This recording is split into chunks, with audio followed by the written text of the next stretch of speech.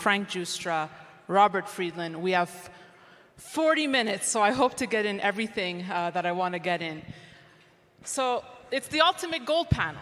So let's start by taking a general overview of this gold market, because people will come up to me and say, Daniela, how are you still covering gold? Gold is so boring.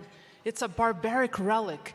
It has done nothing this year. It has paled in comparison to equities. But if we take a step back, is this a just label for an asset that's been holding above 1900? Pierre, let's start with you. Well, thank you, Daniela. And I welcome my dear friend here at the end of the panel here. I hope you, he's a born-again Goldian, aren't you? A born-again Goldian. Oh, yeah. Yeah. I love gold. Don't worry. Would you recognize what it looks like? I love the stuff. All right. This year will be the best year ever for the gold price, for the miners. They are taking full advantage of that. If you look at their cash flow, it's the best ever. They're doing actually better than the copper mining companies. But it's not reflected in the stock price. There's complete total disinterest at the equity level. The portfolio managers are just like gone on holiday. Robert, you've had an interesting relationship with gold. So what's your take on gold now? Well, the only thing we know for sure is that the price of it will fluctuate, but it's priced in dollars, and we're near the end of interest rate rises from the Fed because there's an election coming next year that's unpredictable. So the gold price is up, what, 40% in yen? It's up in, a lot of the world sees a massive increase in gold in the last 12 months. So as soon as we stop raising rates, you should see a very attractive move in gold and all metals. Of course. Frank? Well, it was interesting. There was a paper the IMF just put out that says gold, a barbaric relic no more. And I think that people are coming to the realization that gold is really the ultimate store of value. And I think if you look at it from the perspective, and I treat gold separately than I treat gold mining stocks, but if I look at my physical gold position, it's just there as a store of value. And I believe that this de-dollarization that's happening, that's taking place, is going to continue to chip away at the value of the US dollar. And as we always follow gold in dollar terms, but if you really want to know the true value of gold, you have to look at what happens in places like Argentina, where gold has gone up tenfold in the last 3 years, or Turkey, where it's gone up fivefold in the last 3 years, or even Japan, where it's doubled in the last year. So I believe that the US dollar is the ultimate fiat currency that's going to come down in value against real things, and that will, when that happens, you'll see the true reflection of why gold is so valuable to own. And on the flip side, I mean, last week we saw the attention about China premiums and how the appetite perhaps here in North America has waned, but it's strong, it's alive in China. I mean, what should we be reading into with that? China is a physical market, just like India, and it's half the gold market, period. They've opened the Shanghai Exchange has been open now for a certain time, and they trade physical gold. However, it's nothing anywhere near the NYMEX, and as long as the NYMEX is still the #1 gold market in the world, I think you're going to have sort of like an orderly market. But the minute that the Shanghai Exchange becomes the bigger market, and it will likely happen, it's going to become a casino. And there's a propensity for casino making prices at that point in time. Well, let's dive a little deeper there. What is you say it's going to happen. How far away are we from that reality? I think you're looking at probably 5 years before we see that. And then how does it impact us? Well, at that point in time, you could see gold prices in crazy numbers, like up to 20,000 possibly. I mean, because it's going to become a casino. Well, listen, China has and I've been watching this very closely, if you think since 1995, 46,000 tons has moved from the west to the east. China is the largest gold producer, the largest gold importer. It doesn't allow the export of gold mined in China. And I think there is a purpose behind all of this gold that's flowing into China. And I truly believe that the 2,100 tons that they've reported as their official reserves are way understated. And we're going to find out soon enough when they feel like divulging what they really own. There will be a purpose to them coming forward with whatever they own. But I believe that they have a lot more gold than they're currently declaring, and there's a purpose to that. Frank, I know you've been tracking the China gold buying and basically all of central bank buying. That's just been on an uptrend, and that's really at the crux of your thesis of why you should be owning gold. But if we're looking at why China keeps accumulating or why they're revealing their facts now, I mean, what do you think's the master plan here? Well, I'm one of those few people that believe that there will be a restructuring of the global monetary system and that gold will play a role. Now, whether it's impossible to know which way that's going to play out, whether there's going to be a BRICS plus currency or whether the Chinese will try and back the yuan with gold and this is backing it with the purpose of using the yuan or this new BRICS currency as a settlement currency for trade as opposed to a reserve currency.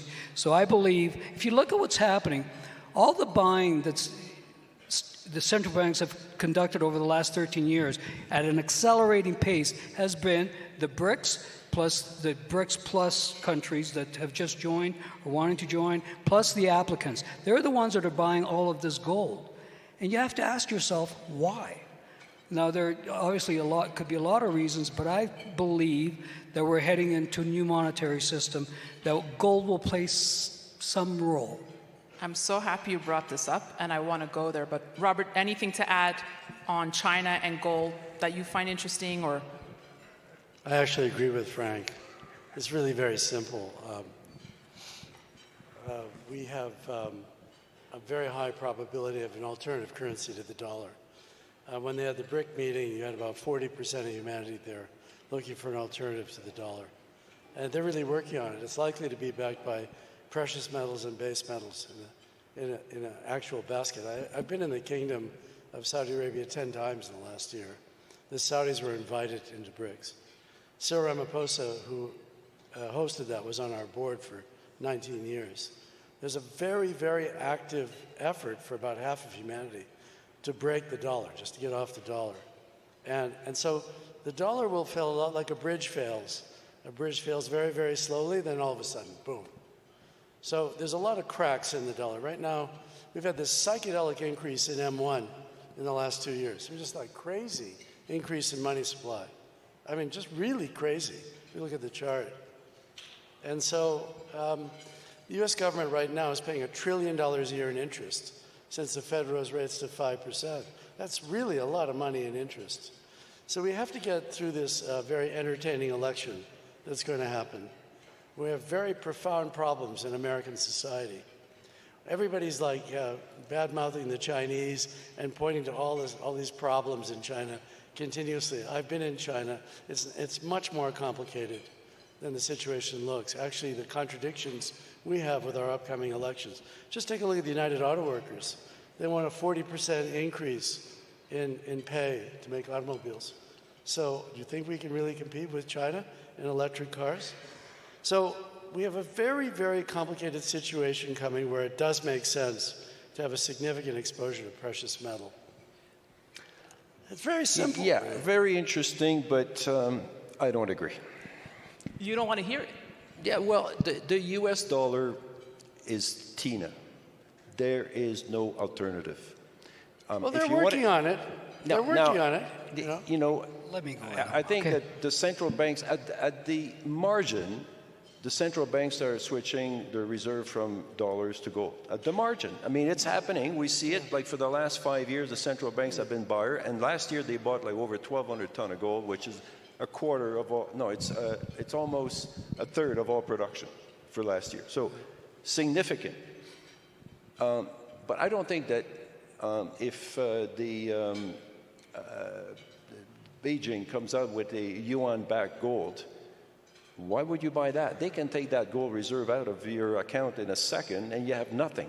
Nobody's going to go for that way, okay? Nobody's going to have the confidence that your money is going to be in a safe place. Same thing if it happens with Brazil. I mean, have you ever got your money out of Brazil? No.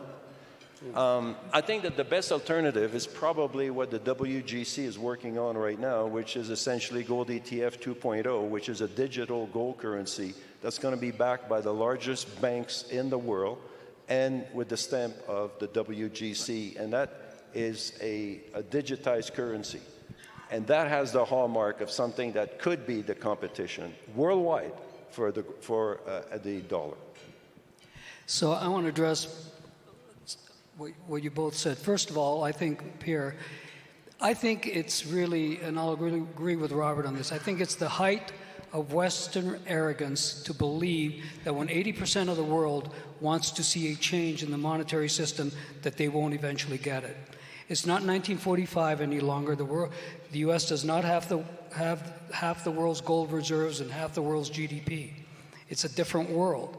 And I think it's quite smug of people like Larry Summers to say, well, where are they going to move to if they don't have the dollar? Or Buffett saying they have no choice. Or that guy from Goldman Sachs ridiculing the idea by saying that it's ridiculous and embarrassing to even consider a BRICS currency. I think that's the height of arrogance. And I think, you remember Ken Rogoff's book about This Time Is Different, 800 Years of Folly? And every generation, every power, every paper currency that comes to pass and fails, they make the same mistakes. And the United States is right now, I think, being very smug on the outside, but being very concerned on the inside. And if all you have to see is the media attack recently. This is the point that Robert pointed out, how the media, the U.S. media, is attacking the idea of a BRICS currency, attacking China, anything that China does, as that they're not trustworthy. But behind the scenes, they're scrambling now to compete with the Belt and Road Initiative. They're scrambling to compete with the new development bank set up in China with the BRICS that's now competing with the World Bank. They're scrambling to make the World Bank, they're scrambling to address these contingent reserve arrangements that China has and these swap lines that China has with 40 countries, which are all designed to take on Western institutions, create a new financial system, so it will be a bifurcated financial system. And they're scrambling. You saw they announced the Zambia, Angola, DRC deal the other day to, the Middle East Belt and Road Initiative, going through from India through the Middle East to Europe. So they are concerned, and I think they should be concerned because, and I'm not talking, you were addressing reserve currencies. What you have to think about this is as a trade settlement currency. And one way it could manifest itself is that you have all these central bank digital currencies now being created. What is it, 130 of them, 130 countries? Why not back those with gold? And then it's a central bank to central bank FX clearing system that can be settled with gold every quarter or some other mechanism. All I'm trying to say, Pierre, is that I think there are mechanisms out there, and you're already seeing all these bilateral trade agreements between countries, France and China, Indonesia and South Korea, Malaysia and India. Every day you see a new bilateral trade agreement that says we're only going to trade in our local currencies. If that doesn't chip away at the US dollar, what will? I mean, it's going to happen. It might take some time, but it will happen. Frank, the pushback on this is that people are going to say, but Frank, we've been hearing this since 1953. I mean, is the U.S. obviously they're watching this. They must be talking about it. I mean, even Yellen finally hinted at some sort of, perhaps we're going to lose some power here. So they must have tools in their toolkit to be prepared and fight back. Sticks and carrots. And there was an article in Business Insider the other day, was an opinion piece. It was urging the U.S. to use sticks and carrots to counter this China offensive that China's trying to change the world financial order. And so they can use the carrots, as we talked about, or trying to compete with the Belt and Road Initiative, loosening up the World Bank for additional infrastructure loans, all sorts of things. And the sticks, they're going to start threatening, trade agreements. Like the G7 has already, U.S. has already suggested, I think it was to Turkey or the UAE, that if they don't play ball on the Russian sanctions, they will be excluded from G7 markets. Let's play out the scenario that the US dollar does get dethroned. Who wins, who loses?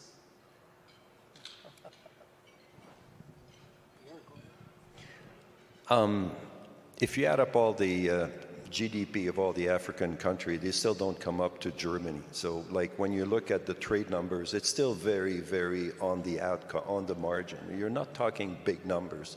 The reality is that the U.S. dollars is still TINA. There's no alternative in the long run. What you're looking at is margin stuff. It's not going to help very much. But when you look at the U.S., $1.6 trillion deficit this year, okay? 6% of GDP. Back in 1976, the gold price would have shot up $100, like just on that news. And then you look at next year, it's not going to get any better. You look at all of the European countries, they're all in the same boat. Japan, it's even worse. So at the end of the day, who's going to be the big winner? It's going to be gold, because gold is in a long-term bull market. And when you look at the debt being accumulated, unserviceable at 5% interest rate, like what the countries, they have only two alternatives. Either they go into depression or they depreciate their currency. Those are the only two alternatives. Will the politician throw the economy into a depression? Don't think so. They want to get reelected. But getting back to your original point, Pierre, about, it's not going to just be China or Brazil, but, looking at the BRICS, they are looking at a gold-backed currency. They've now added 6 other nations. 20 other nations are begging to be invited to the table. I mean, they're gaining force here. Yeah, but it's at the margin. Who's the biggest buyer of goods in the world, like the United States? They want to get paid in, the people who are selling, buying, they're being paid in US dollars. Europe wants to get paid in euro and US dollars. So when you're looking at the margin, yes, it's happening. The US dollar, if you look at the percent of US dollar in reserve, I think it used to be, like 68, 70%. It's down to what now? 58. There you go, 58%. So it is happening. But it's not going to go to zero anytime soon. But I think you're missing the point. I think you keep focusing on the reserves. You got to think about these new mechanisms for trading, settlement on trading. And that's where I think it's going to be chipping away at the value of the dollar. You mentioned central bank digital currencies, 130 out of 190, working on a pilot project, planning to roll out central bank digital currencies. I mean, it is coming to a theater near you. I want to know from the panelists, how many of you are thinking about this? Are you concerned about privacy, or do you think it's just something we're naturally going to flow into? What's your take, Robert, on central bank digital currencies? The situation is hopeless. It's not serious. I never think about this. I'm having an out-of-body experience sitting here with all these gold bugs, wondering why we're even having this discussion. We need to mine gold and store it. It's clearly a source of value. It's likely going to have a huge appreciation in dollar terms at some point in the future. I really do believe there's about 30 or 40% of the world looking for an alternative to the dollar. If you look at the United States from the rest of the world, it's not too pretty. The Donald's going to claim he won the election, whether he won it or not. There's a lot of issues in the United States. A lot of people just say we're not buying into that anymore. The United States debt is, we got 30 trillion of official debt, plus or minus the United States, probably 100 trillion with unfunded pension liabilities. There's no way that car workers in Detroit are going to lead the electrification of the automobile. So anything real input into the economy that we need is going to go up in dollar terms. And by the way, the price of oil could go to 300 as well, and you need that to mine gold. Anything real could go to moon. Copper can go up, oil can go up, gold can go up. It's the dollar. The dollar is clearly politicians. You know that politicians are somebody that bribes you with your own money. This is called Bidenomics. Like, they're just printing money. It's clearly going to end badly. And by the way, when you speak about the dollar as the only alternative, there was a Roman currency, and that came to an end. So over time, it's not forever. It's impossible that the dollar will be the source of value forever. It might be the source of value for 30 more years. But on this little planet, clearly, we've had a period of quiescence. And I just want to tell everybody, like gold's gone from what, 300 to 1900? That's nothing. We've seen molybdenum go from $1 a pound to $30 a pound. And we've seen NVIDIA just go to infinity, trillions of dollars. The problem for the gold miners is this tyranny of net present value. The equities should be much more valuable, but people still apply a net present value model. I don't think China really applies a net present value model. And I think with the rise of India, they won't use net present value models. If you've got 1 billion people to feed, you need the inputs, and you're the high bidder. So China has been the high bidder for everything in the electrification of the automobile, the whole supply chain of metals required to achieve that. The high bidder has been China. And now the West has woken up very much on the back foot. And as a consequence, we're printing all this money, aren't we? The politicians are bribing you with your own money. So it just feels intuitive to me like eventually the bridge fails and you do get a much higher metals price denominated in dollars. We keep forgetting that it's the measuring stick. If you live in Japan, the gold price just went up 40% in the last 9 months. That's a pretty big economy, by the way. It's the 3rd largest economy in the world. So you remember the Fed told you that inflation was not happening or it was transitory. And now we've got $1 trillion a year in interest costs. You think they could really pull a Volcker and drive U.S. rates to 20% to rescue the dollar? I don't think so. I think we're quite near the top in interest rates for the dollar. Maybe 1 or 2 more bullets, but in an election year, Sleepy Joe will be gone. They'll break the economy. So I think it's not bad to have a little bit of your money in the barbaric relic. Not a bad speculation. Pierre, Frank, anything? Well, your question was about central bank digital currencies and what they mean to us. Sorry, he went off on a tangent, but no, my only concern with central bank digital currencies is one of freedom. And, I'm a libertarian of sorts, so I don't like the idea that a central bank is going to control everybody's wallet and have the ability, if they chose to do so, to either punish you or reward you for your spending habits, in the name of fine-tuning the economy, which is what they will do. And it will allow them to have negative interest rates. They can do whatever they want at that stage, and they'll force you into spending habits that you may not necessarily want to adhere to. So that part worries me, is that once central bank digital currencies are in place and they become universal, we're going to have a loss of freedom. And my question to you in the audience, when was the last time that you actually used cash for a transaction? Like, when was the last time? But the difference is, Pierre, I know what you're getting at, but I still have the choice to use cash, right? On a central bank digital currency, that's gone. That is correct, and there will have to be an alternative to the central bank currency, but I don't think that there's any doubt that that's where the world is going. We're going digital, whether we like it or not. The cash is going to disappear, and it's going to take another form, which possibly, when I referred to earlier at ETF, Gold ETF 2.0, this could be another form of cash that will be outside of the banking system. So I'm able to pay people with gold by this? Yeah, and that would be, it'd be a digital currency, a blockchain. You can transfer anywhere in the world, and it's, the record only, there's only you have the record, not the central banks. And that will be the alternative. I think that could be an alternative currency to central bank digital. But are they going there? Absolutely, 100% it's going to happen.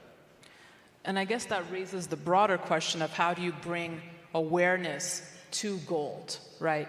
Because I didn't want to bring up the B word, but Bitcoin, Frank, I look at you because... What's your question? You went on the international stage when you battled Michael Saylor, right? And people call me now, when did we do that, 2 years ago? and say, Frank won that debate. Before we would blame Bitcoin for, oh, this is why there's not interest in the gold market and whatnot. But with the current crypto winter, I mean, should that not be helping gold again? Well, I think it already is, in that, a lot of that Bitcoin crypto hype was based on a premise that gold was an ancient barbaric relic that would soon have a zero value. And that's the reason I took on Saylor, because he was saying that gold was going to go to zero, Bitcoin was going to go to $1 million, everybody should sell everything and buy it. Listen, the whole Bitcoin thing, in my opinion, and I with advance apologies to any Bitcoin holders in the audience, is that it was a momentum play for all the big players, and they've exited. So now it's a retail play. It's an asset in search of a purpose, in my opinion. They've talked about many different purposes for Bitcoin. And I think that eventually, if all of these central bank digital currencies come into play, they will, like China, they will attack Bitcoin. And it's not going to be that hard to attack. And, they can attack the on and off ramps. And then you've got a bunch of code sitting in your wallet. What are you going to do with it? And so I think they will, that's why I believe gold is the store of value, because even if they try and come for your gold, it's not going to be as easy to get if they want to eliminate Bitcoin trading. That's going to be very easy to do. So that's my only concern about Bitcoin. If you want to buy it and speculate, knock yourself out. But as a store of value, it's a little bit more than a decade old, doesn't mean anything to me. Pierre, I want to talk with all of you about the state of mining now. I know we've had conversations about permitting and how difficult it is to permit in various jurisdictions. But your view on, look, with 1900 gold, this should be a healthy environment. What's your take on mining? The permitting is, as we all know, is getting more and more difficult. I was in Nevada like a couple of days ago, and 3 weeks ago, Nevada unilaterally, the BLM added 1 year to permitting. If you look at Barrick Gold Rush, they've been waiting 4 years now to get a record of decision. Still don't have a record of decision. And it's not just, and that's Nevada, which is like ranked the #1 jurisdiction in the world. So you look everywhere else, it's getting a real issue. And I think where I see this going is, if you remember the Lassonde curve, you have this big spike at the first, and then it goes back down, and that section is getting stretched out to 2, 3, 4, 5, 6 years, and it's becoming the killing fields, because the juniors are not going to be able to get through that section. And you're going to end up where the real money is going to be made is going to be the intermediate and the senior that already have production, because even if the gold price goes to 3,000, the market is not, the producer are not going to respond fast enough.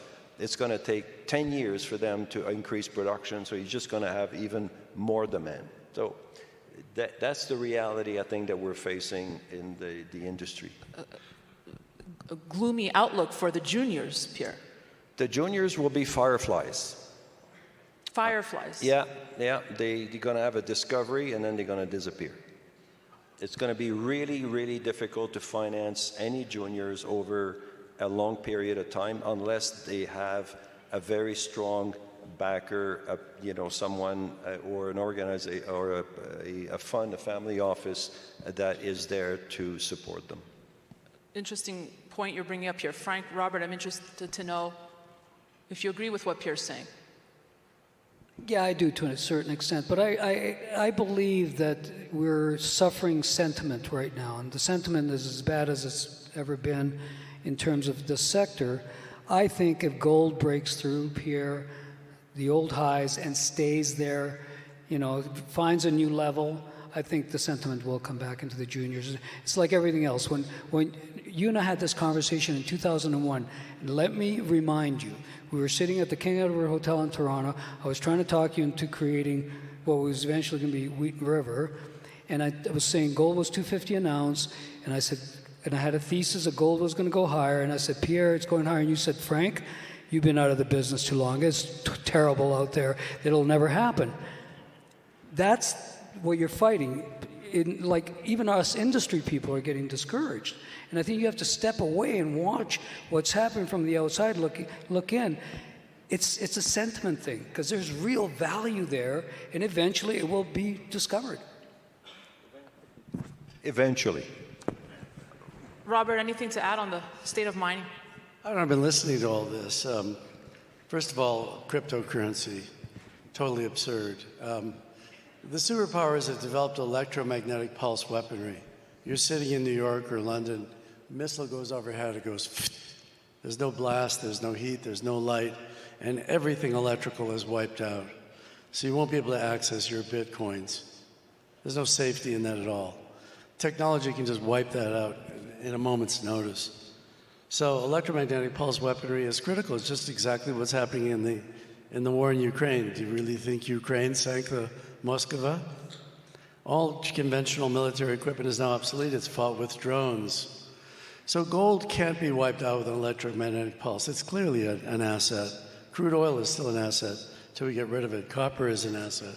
So with all this money printing, real things are definitely coming back in style. I don't know if I look like an insect, you guys, but I got these big antennae with little balls on the end. They're very sensitive. There's oceans of money looking for real things right now. There's no shortage of that. So this whole thing with crypto, I completely agree with Frank. Like, it's much more fragile. People think that a distributed ledger can't be wiped out. A distributed ledger can be immediately wiped out. If you bury some gold, under a tree in your backyard, and you remember where you buried it, you have an asset. So I just wanted to mention that. Like, the idea of squeezing the last marginal Bitcoin, generating astronomical amounts of global warming gas, it's just existentially absurd. Most of the gold in the world has already been mined. The carbon budget for funding it already happened. The mining industry only adds a tiny bit of gold to what's already been mined. So that store of value exists. I'd just like to give you an idea, think about copper. The United States electrical grid has 150 million tons of copper in the grid. It's sunk. It's in the grid. It's what's turning these lights on. If you want to rip that 150 million tons out of the grid, we'd freeze in the dark. The gold has already been mined. It's in Central Reserve Bank vaults, and it's very likely to appreciate against any kind of fiat currency, and it'll do a better job in the end than crypto. Crypto is a solution that's still looking for a problem. What about oil? Who's bullish? I'm very, very bullish. When you think of oil, you think energy is life. It took Mother Nature 500 million years to create all the hydrocarbon that we have. And what we're doing is we're putting straws, we're sucking it up, and we're selling it for the price that we're sucking it. And we, human, are going to burn all of that in 200 years. And 120 have already gone by. So we got about 80 years left to figure out a way to produce energy that will continue life as we know it today. So when I look at all the major oil basins of the world, including Ghawar in Saudi Arabia and including the Permian Basin in the US, probably the two largest basin, they're well past their peak. They're all on the down cycle. And the environmentalists have put so much pressure on the oil companies not to increase production. And yet the demand for energy continues to increase every year, and it will continue to increase for the next 100 years because energy is life. So when I look at that, I think we're in a situation like 1976 to 1980 when the oil price went up every year, the inflation went up every year, and guess what? The gold price went up every year. And wow. I look at the next few years, and I'm very bullish. Finally, I'm in violent agreement with Pierre, which means I'll beat up anybody. Hey, guys, can I bring this back to gold, please? And leave it to you to conjure up some rhetorical alchemy to turn a gold conversation to one about copper. But you talked about it took 500 million years to create all of the hydrocarbons. It took the collision of two neutron stars to create the element we call gold. It's through a process called rapid neutron capture. It requires that amount of of heat, pressure, and density. 2 neutron stars, and that doesn't happen very often. That's probably not going to happen in my lifetime again. All right. We're running out of time. We're speaking ahead of the FOMC. You mentioned inflation.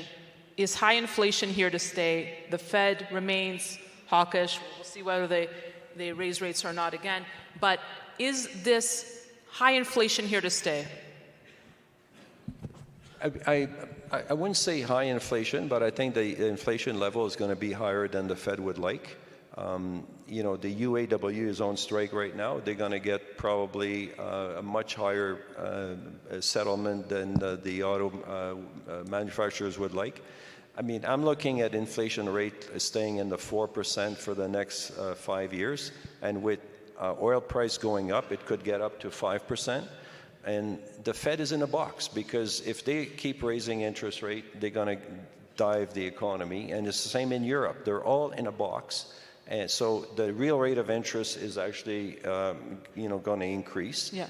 And that's favor goals. But that's what happened in the 70s. Talks of recession have calmed down. I mean, we started the year, we're going to have a recession for sure. Now even Goldman Sachs saying not so much. I mean, Frank, your take on what the Fed will do next year? Well, I think the Fed is going to continue to posture that they will keep rates at an elevated level for as long as it takes to tame inflation. I agree with Pierre. I think we're going to be in a long period of elevated inflation, and I agree around the 4 or 5% level. But here's the problem. You've got $7.6 trillion of treasuries, U.S. treasuries, maturing in 1 year. You're now going to refinance at 5%. I mean, pretty soon, if they keep these rates at these levels, the interest expense will be like $1.5 trillion, and that's just, you can't. It's unsustainable. It's impossible. They're going to break something. They'll break the U.S. banking system. They'll break the commercial real estate market. Something's going to break.